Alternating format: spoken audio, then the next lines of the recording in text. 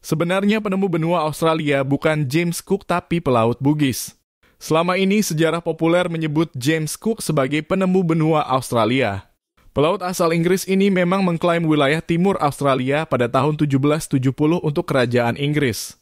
Namun sejarah versi lain menyebutkan bahwa jauh sebelum Cook datang, pelaut Bugis dari Sulawesi Selatan sudah lebih dulu menginjakkan kaki di pesisir utara Australia. Para pelaut Bugis, khususnya dari Makassar, dikenal sebagai pencari teripang, hewan laut yang sangat berharga di pasar Asia, terutama di Tiongkok. Teripang dianggap sebagai makanan istimewa karena teksturnya yang kenyal, rasa gurihnya, serta khasiat kesehatannya. Dalam perburuannya, pelaut Bugis berlayar ke utara Australia, terutama ke wilayah Kimberley dan Arnhem Land, menggunakan kapal tradisional bernama Padewakang, yang kelak berkembang menjadi kapal pinisi. Kunjungan pelaut Bugis ke Australia diperkirakan sudah berlangsung sejak pertengahan abad ke-18, bahkan ada yang percaya lebih awal lagi.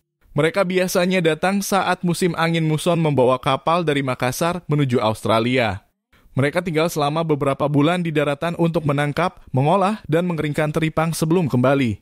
Bukti-bukti keberadaan pelaut Bugis di Australia cukup banyak. Di antaranya berupa lukisan cadas aborigin yang menggambarkan kapal Padewakang, rumah adat Bugis Makassar, bahkan gambar monyet Sulawesi yang tak ditemukan di Australia.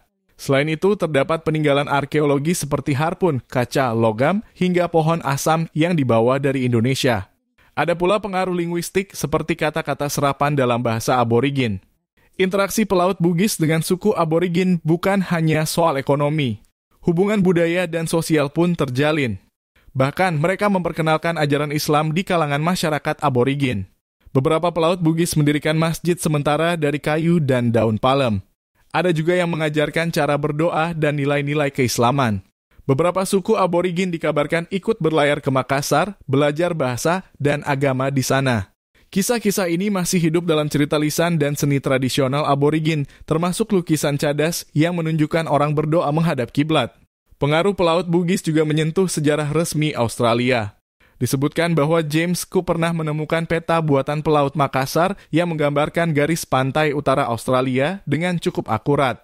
Artinya, informasi dari pelaut Bugis sudah beredar sebelum klaim Cook pada 1770.